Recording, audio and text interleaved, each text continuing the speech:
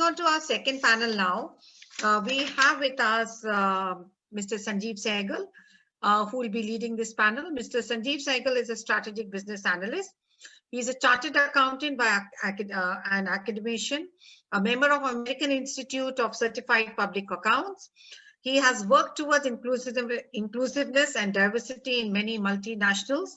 He comes with nearly three decades of hands-on experience, and he's with Planet Edu, currently heading as Chief Operating Officer with Planet Edu and Zamit. So over to you, Sanjeev. All yours. Thank you. You're on mute.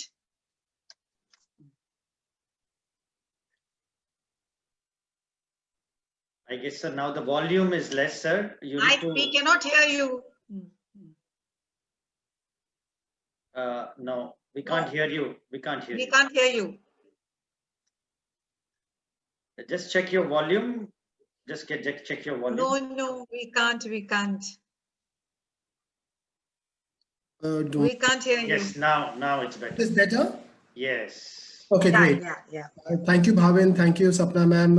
Happy New Year to all. It's been a delightful conversation thus far. Very, very enlightening. I just want to make a start by making a quote by the American President Roosevelt, who said, we may not be able to prepare the future for our children, but we have to prepare the children for the future. I think that's what the mood point is of all the conversation that we're having thus far, whether it was Dr. Saha, whether it was Sumer sir, and anybody else who's talked in the past. We always knew technology was at the cusp of a huge disruption. The pandemic has only accentuated the inevitable. What's happening is that the learning, defining a learning approach, combining remote and classroom learning during the school reopening and in preparation for the potential resurgence is what we're all working towards.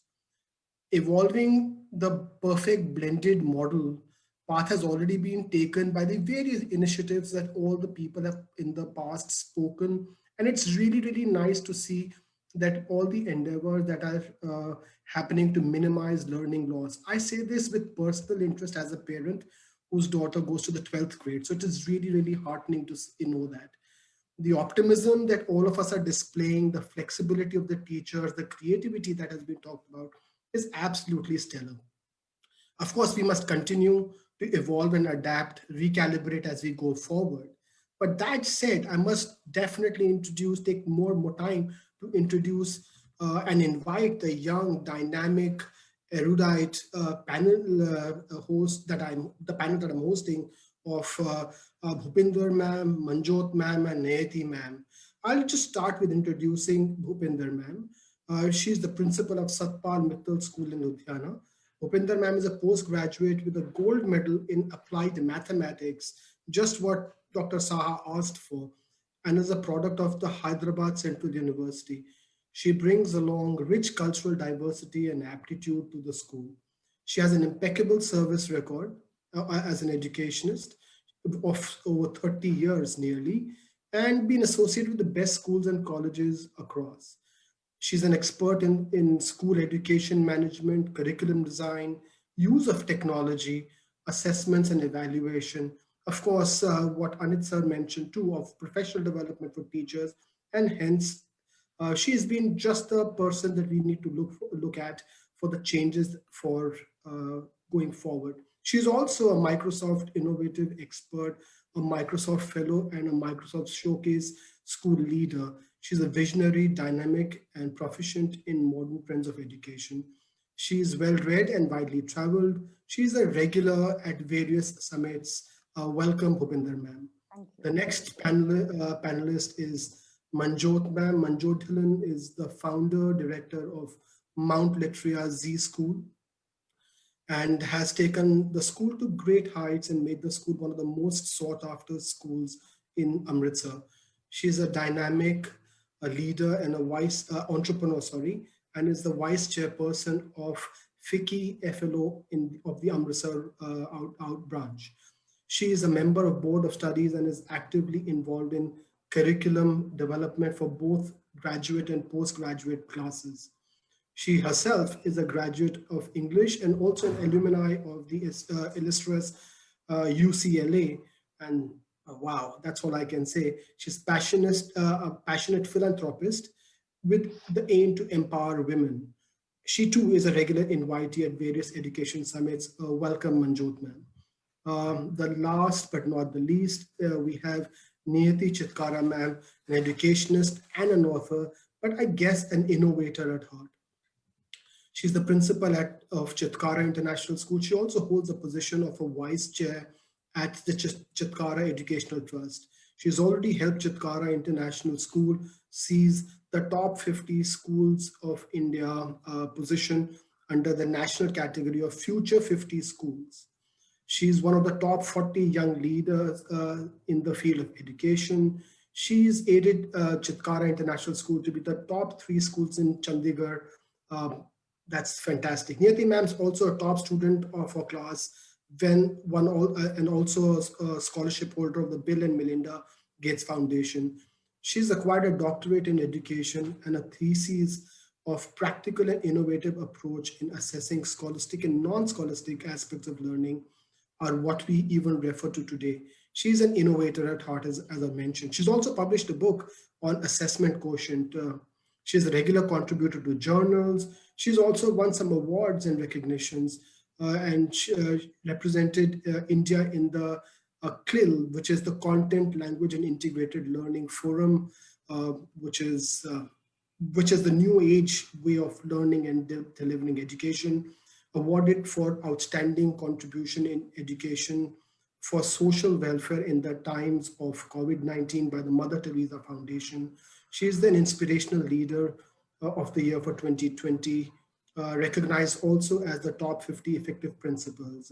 She also holds top position in the world of education across Punjab. Welcome, Nayati ma'am. I'll just jump straight to the conversation, and we no longer are frogs of the well competing, and we are competing the global village. There is a lot of apprehension and skepticism that parents face, and everybody wants the best for the children, but not everybody is sure of how the blend is going to work.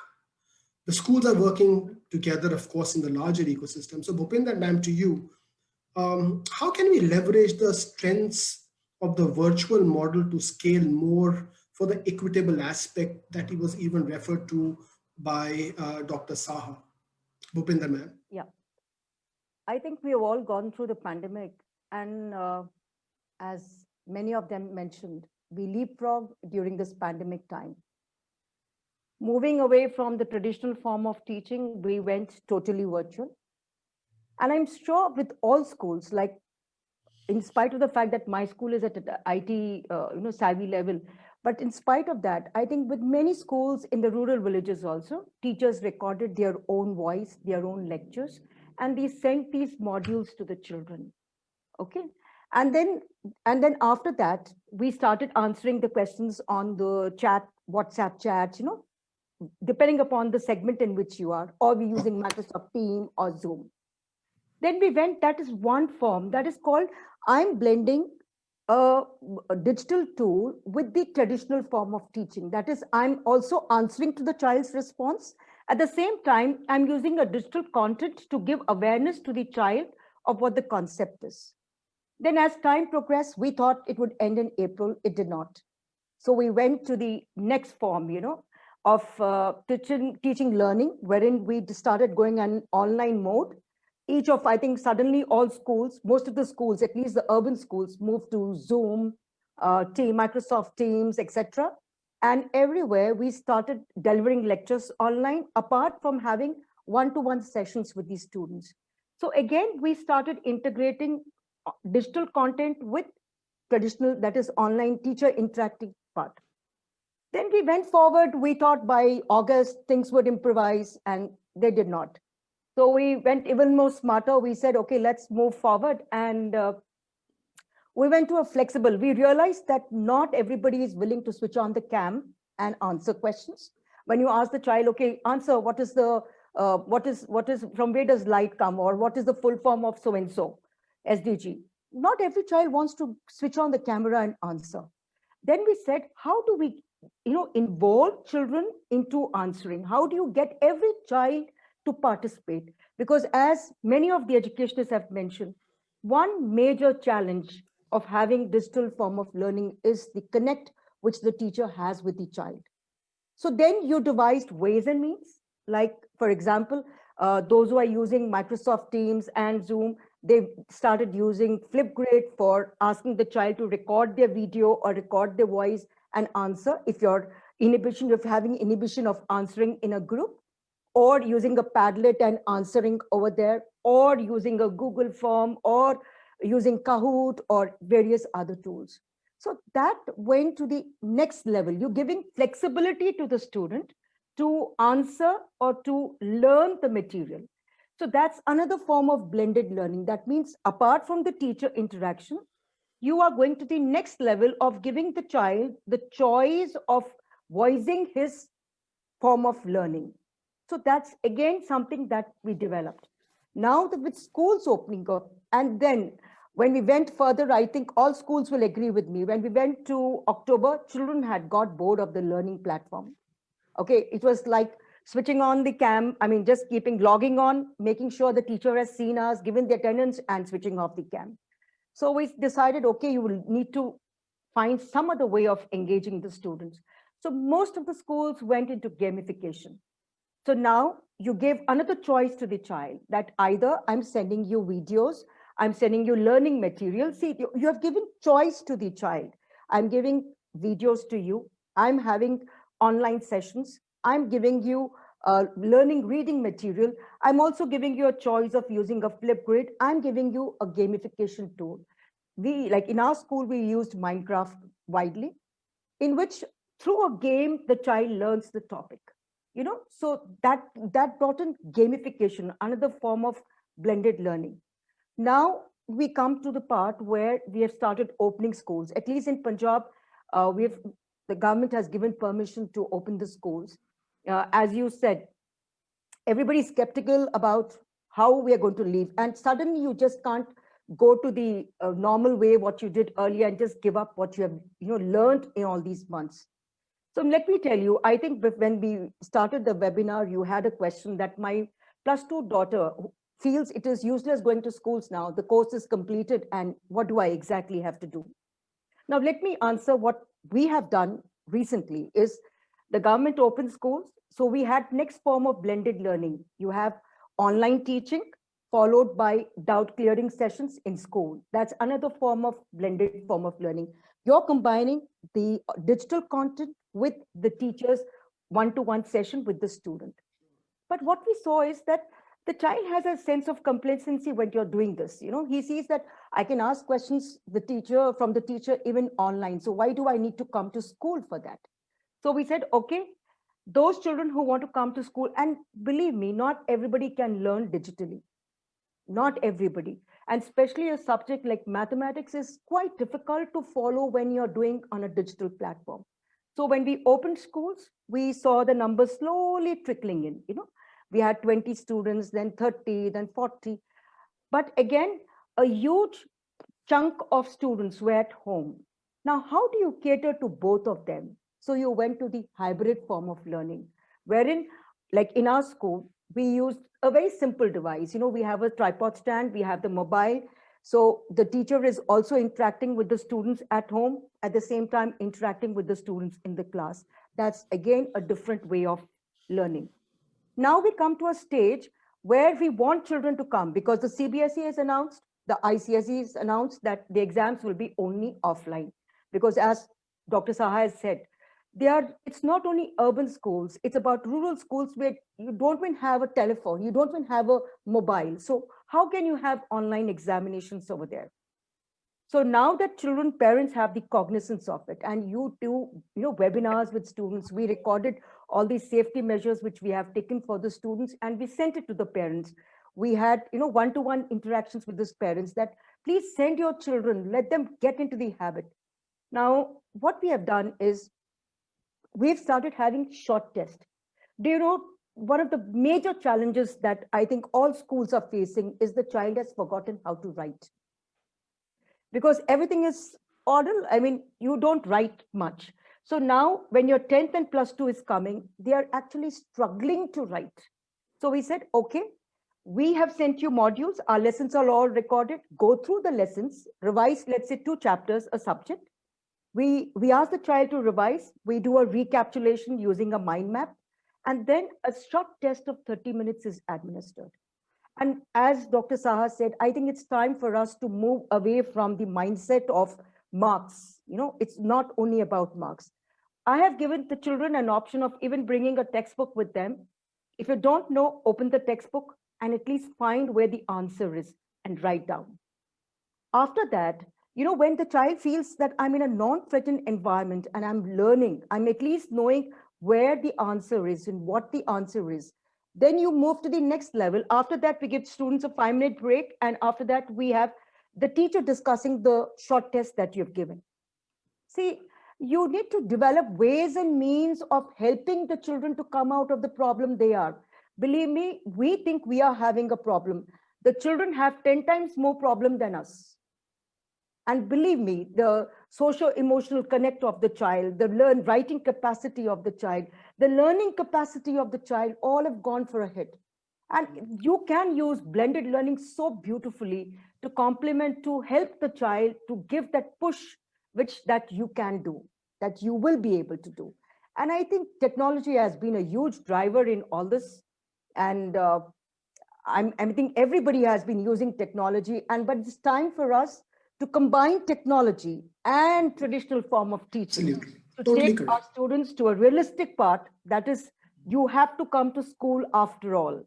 But Soon I enough, think it's yes. time not to leave it, continue with it.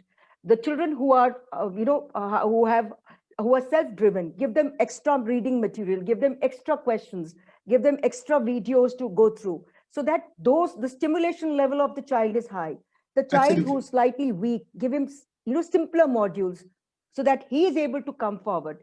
So I think we will have to combine both of them to make sure our child is competent enough to face the world of future. Understood, ma'am. And yes, of course, technology is a great enabler and everybody just acknowledges that. And I guess without technology, our last 6-8 months may just have been completely lost. Absolutely. We learned to come by and relive and adapt ourselves to another situation. Manjot, ma'am, to you, how do you encourage self-blend in flipped learning? And just on an additional, and just continuing from where Bhupinder ma'am left, how do you empower your teachers to run experiments to figure the effect of this on how retention is being impacted on the students? Good evening, everyone. Today's been a really exhilarating day. As Dr. Saha said, Charcha is the starting point of change.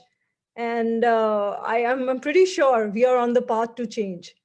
Also, you know, the zeitgeist of the last year, in my opinion, has been creativity. And schools have been immensely innovative. Teachers have been at their innovative best. And we've adapted to the unprecedented situation in incredible ways. So, and blended learning, which has been the buzzword for a long time and has been gaining traction, that actually gained center stage.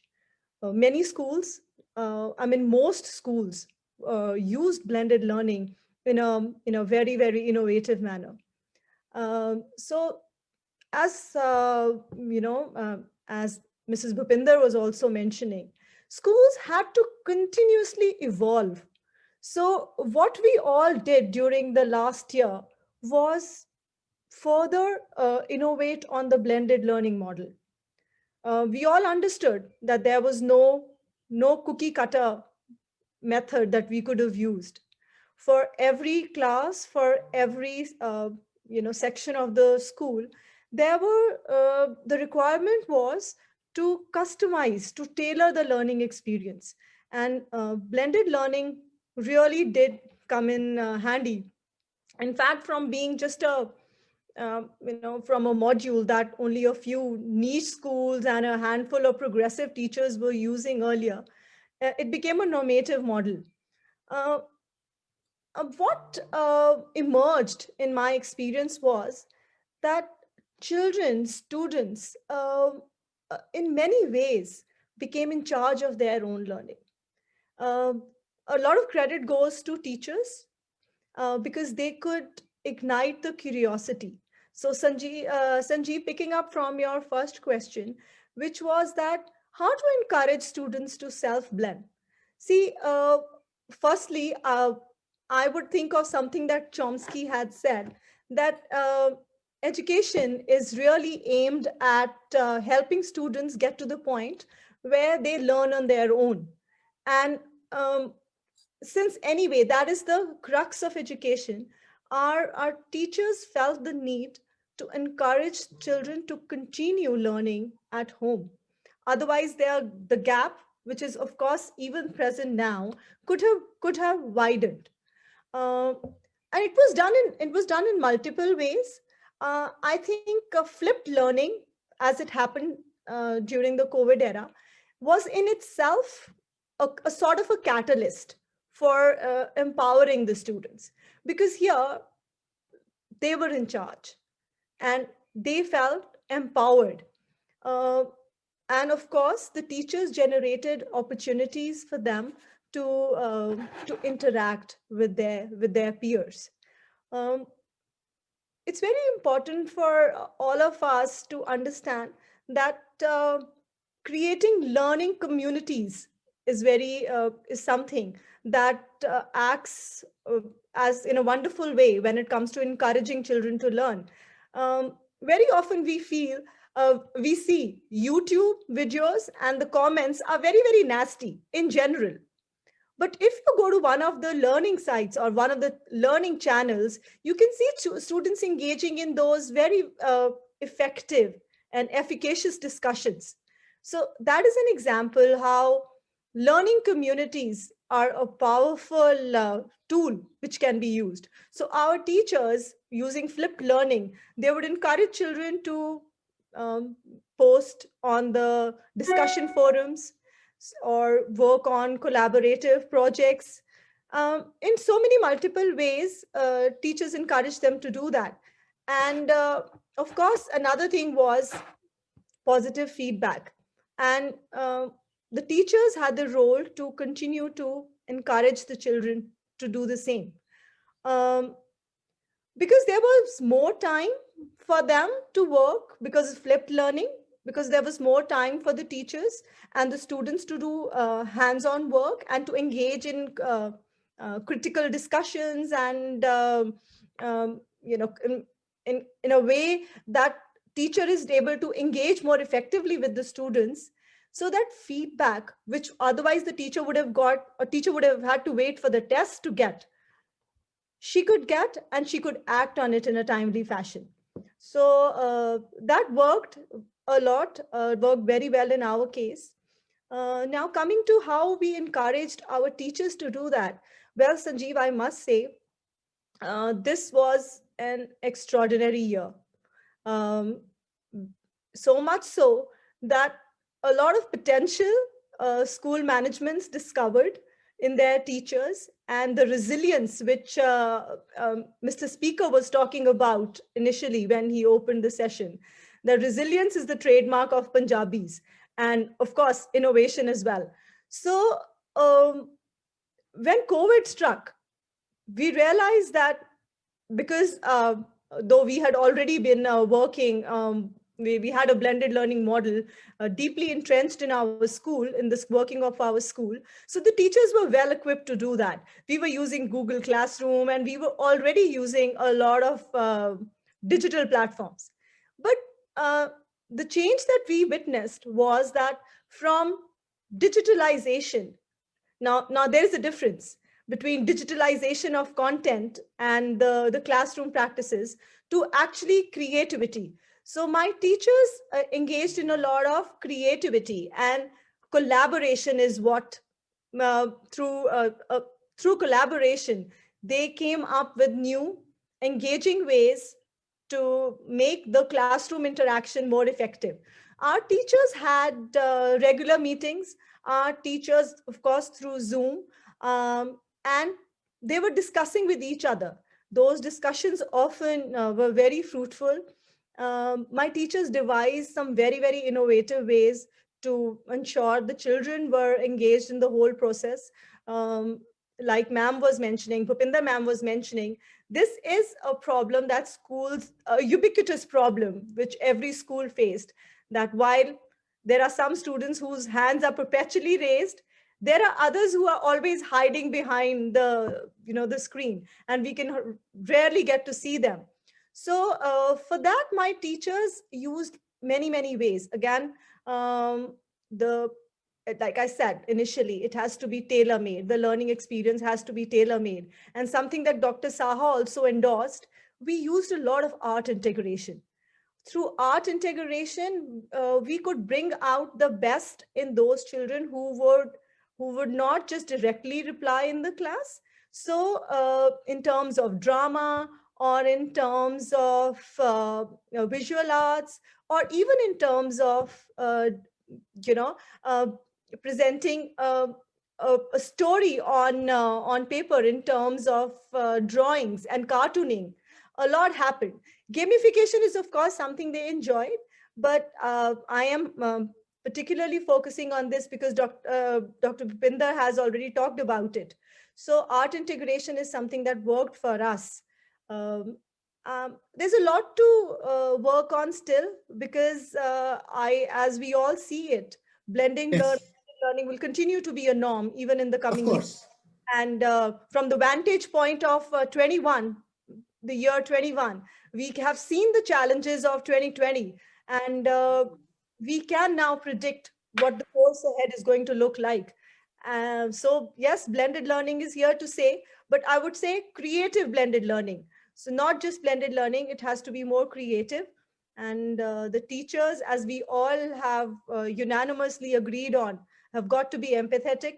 I'm sure we'll all figure out a good way, and we'll put our best foot forward. Thank you, Manjot ma'am. To you, Nayati ma'am, I'm just going to keep it short. I know we are running behind time, Sapna ma'am, but just to ask her the relevant question from the expert. Nayati ma'am, how did you make sure that, just taking on conversations from Bhupinder ma'am and Manjot ma'am, to ensure that kids were engaged, and to make sure that lessons plans were recalibrated and they were getting intuitive experiences and continual testing? Assessment, something that we've not talked about. Maybe you want to talk about those. Yes, good afternoon, everybody. Both the speakers, they've talked a lot about, how to engage the learners. So I would just like to add to, what both the speakers said. But the underlying question, behind the ethos of both their talk was, what we can just, discuss around a question, which is like, what makes a lesson boring? Why is it that one lesson, whether it's online or it's offline, it becomes boring? So the reason is that there are a lot of flaws when it comes to the delivery of a lesson, particularly. And when we're talking about online delivery, we would say that maybe it's IT issues with the teacher, maybe sitting at home and not having a good IT backup, or maybe the language competency. The teacher is not camera friendly. The teacher is running short of resources sitting at home. The research element, the ability to engage, the learners in terms of, nice camera tricks and voice modulation, intonation, different kind of pedagogies, all that is something which is not there at home at times. And this has been a challenge during COVID times. So I think these are the issues for which, we at Chitkara, we use mobile as a fantastic tool to scale it and to leverage it and to kind of, recalibrate the entire approach of teaching, learning, and assessment. So mobile is a fantastic tool, specifically when you're not meeting your teachers, you're not meeting physically your students. So the best way is to do the pedagogical trainings, reaching out to students through mobile. So we come up with a daily, we call it a teaching nib. So every day we tell teachers to use one or two extremely innovative pedagogies in their lessons to hold on to students, to make sure that they stick on to the lessons, to make sure, and then we try our level best to ensure that, those a beautiful, masterpiece is extracted out of each and every lesson. Learning outcomes are, significant part and parcel of the whole process. So I feel mobile assessment is one of the main areas, in the field of assessment, which came handy during COVID times, and almost all schools use those, as and when they needed it. But at the same time, we're a school with a mobile app. So, and children, specifically kindergartners, they haven't met the teachers physically, and their attention span and their retention span all is extremely less, in terms of few minutes. Now, how to tell them they're doing well or not, and how to make sure that they stick on to their classes. So we've come up with something called traffic lights on mobiles. So if a child is doing phenomenally well, the teacher presses the green light button and the child knows, okay, I'm doing good. And if something is in red color, which means, oh my God, I really need to pay more attention. So mobile traffic lights, I think Bhupinder ma'am very beautifully mentioned about the open book examinations, where books are open and you're free to cheat, but you're not going to get an answer unless you go through the lesson thoroughly. So open book exams, open web exams, these are fantastic formats of assessments. Then we have e-quizzes is a fantastic tool. Again, polling again is a very, very amazing tool, because online polls not only tell you the answers, but they also provide statistical data analysis, and thereon you can do the interpretation. So that's fantastic. And at the same point of time, one unique thing that happened during this COVID online classes, and this is that parents became part of the assessment, which is so interesting, because now parent enters the classroom and validates the stuff that the teacher is teaching. And at the same point of time is very much part of the assessments. So if you're taking an exam, parent is sitting next to the child, ensuring that the child performs well. Not all, but at least some of them are present. And at the same time, many times the assessment activities shifted to a parent. So suddenly, whether trained or untrained, but the parent becomes part of the assessment process. And also use the parents as moderators. Yes. Right. And also, I think we can come up with fantastic platforms, video assessments, e-simulations. You could, I think, one of the speakers just mentioned about gaming assessments. We can talk about, we've come up with fantastic tools called readiness checklists, just to gauge the remedials, in case they are needed at any point of time. So that's also possible. And one can also come up with fantastic, short films, because film and cinema is again a fantastic tool that can be used for teaching, learning, and assessment platforms. And it is extremely engaging. So if you want to ensure that, your learner sticks on to a lesson, then the best way out is to use cinema as a technique. And, maybe you deliver a lesson and then tell a student to create a short film and eventually, upload it on social platforms. It's extremely motivating. And then there's a possibility of likes, dislikes, and comments. So it is very, very, futuristic, and it is industry friendly.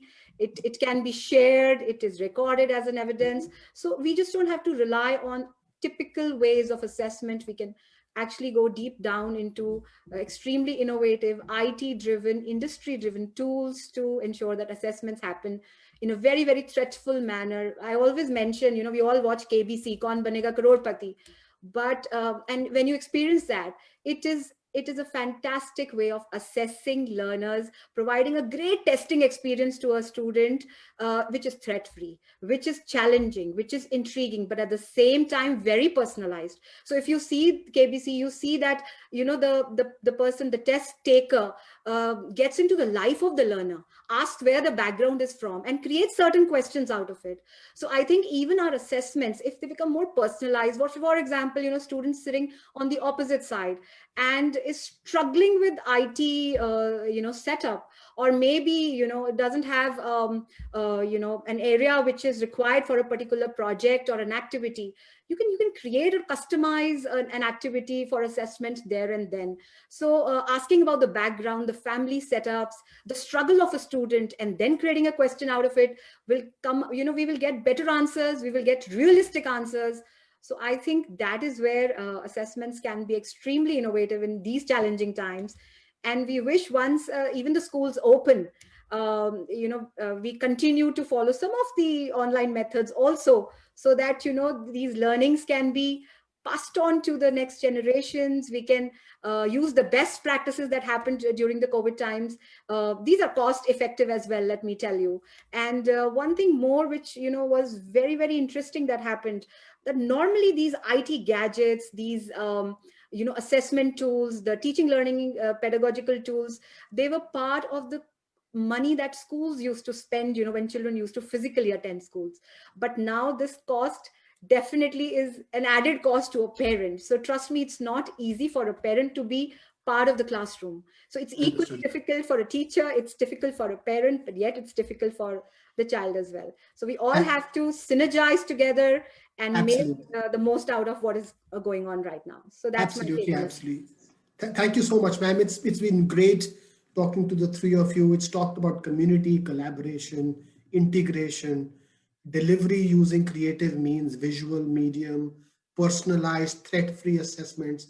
I think that's fantastic. And I'm sure Nayati ma'am, Bhupinder ma'am, Manjot ma'am, all of us agree that we will not let go of the benefits of tech, and we will combine the benefits of tech with the physical benefits of the environment. I really thank you for your time. Sapna ma'am, I know I'm really running out of time. No, not at all. Not at all. Thank you. And I know the question that will follow, as Bhavin mentioned in the past, I will take them later. Sapna ma'am, yours. Yeah, thank you, Sanjeev. Thank you so much for, and thank you all the panelists, Nayati ji, Bhupinder ji, and Manjot. Stay on for the next panel, because it's going to be again a very good session and a takeaway for all of us, because it's about leadership in the transformed world. So thank you, Sanjeev. And our next panel session, the last panel session, is with 4 other dynamic leaders.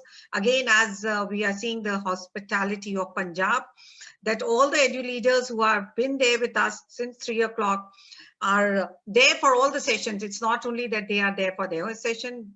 So I can see that all of them are attending and encouraging each other and learning from each other. So I think this was this concept we started, and I can see that it's growing day by day with all states, because I can see the unity in all the leaders and the way they are coming, like they are helping each other. So our next panel discussion is on what is the leadership transfer.